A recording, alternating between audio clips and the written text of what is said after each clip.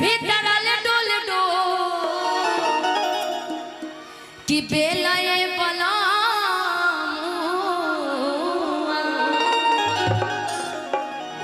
एक पत्नी पति से कहती है कि सुनिए पति देव जी, काफी दिन हो गया है जब से मैं आपके ससुराल आई हूँ, तब से मैं ही खाना बनाती हूँ, मैं ही हर काम करती हूँ।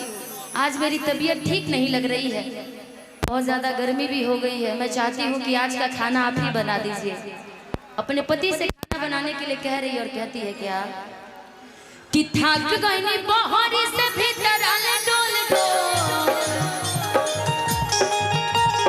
थक गई बहरी से भीतर आले डोल डोल, बहर से भीतर आले डोल डोल, बेलाए बोला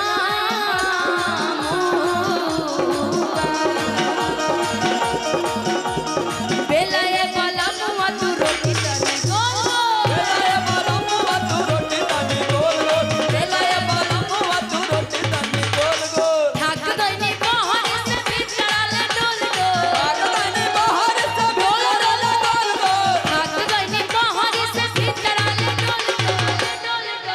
अच्छा, यहाँ के पब्लिक देखो गाते भी कितना अच्छा है। सब जब चिल्ला रहे तो लग रहा है कि कितना अच्छा आप लोग गा रहे हैं। कि बेलाए बोला मुआ तू रोटी तने गोल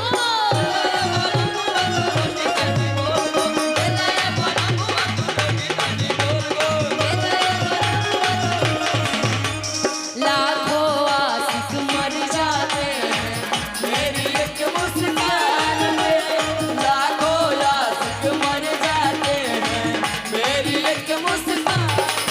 मेरे जैसा मेरे जैसा मेरे जैसा कोई नहीं है, सारे मेरे जैसा कोई नहीं है, सारे हिंदुस्तान में लाखों आशिक मर जाते हैं मेरी एक मुस्कान में, लाखों आशिक मर जाते हैं मेरी एक मुस्कान। मेरे जैसा मेरे जैसा कोई नहीं है, सारे मेरे जैसा कोई नहीं है सारे हिंदुस्तान में।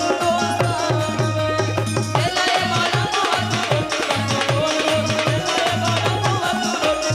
गोल गोल। कहती है औरत की बेला ये पलंगवा तू रोटी तनी गोल गोल। कहती है कि सुनिए पति देव जी, आज यदि आप रोटी नहीं बनाएंगे, जैसे शाम होगा ससुर जी खाने आ जाएंगे और ससुर जी को भर पेट खाना नहीं मिलेगा, तो आपकी जो मैया है ना, हमारी सासू मैया, उनका सारा गुस्सा इसी सिवानी पे निकलेगा। पत्नी कहती है क्या होते सज हरिया तो बाबू वही है बाबूए ने खाए हो, बाबूए ने खाए, बोलो खाए होते सज हरिया तो बाबू वही है खाए हो, बाबूए ने खाए, बाबूए ने खाए हो, बाबूए ने खाए।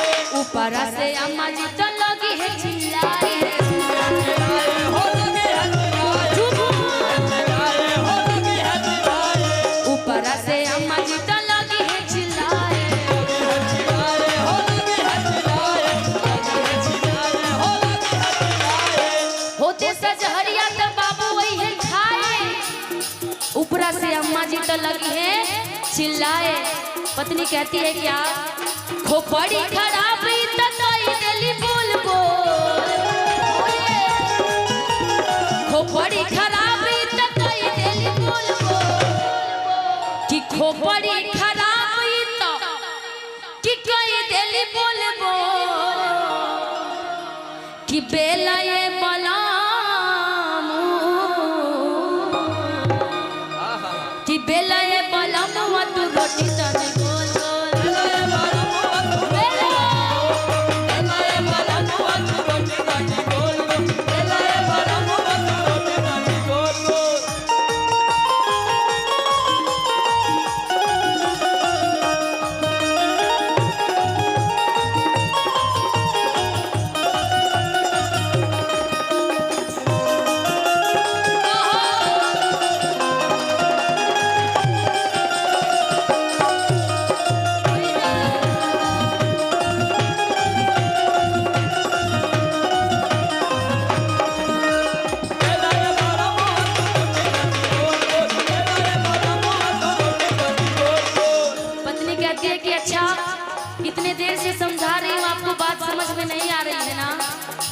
लेकिन सोच लीजिएगा, अंतिम बार आपको वार्निंग दे रही हूँ। और कहती है क्या पत्नी, कैल कर राजा तनी में हरि के सेवा।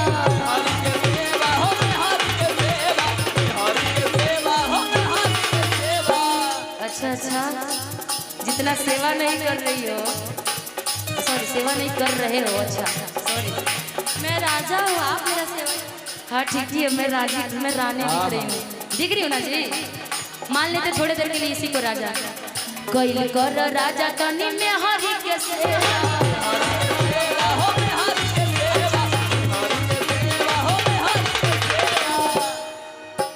बड़ी बदमाश में ऐसा पति हो तो भाई जल्दी तलाक हो जाएगा, देख रहे हैं ना शिवानी, ठीक बड़ी शिवानी। देखिए देखिए ऐसे ही पति देव होते हैं। देखिए कि पत्नी नाराज होने जा रहे हैं, मान जाओ। ये साउंड वाले भैया आप काहे नाराज हो रहे हैं?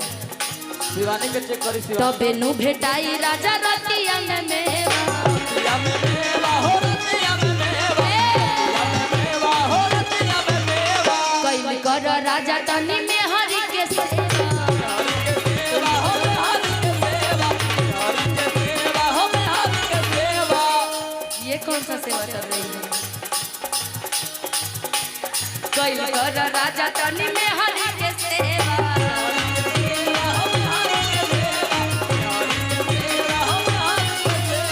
तबे नु भेटाई राजा रतिया में मेवा।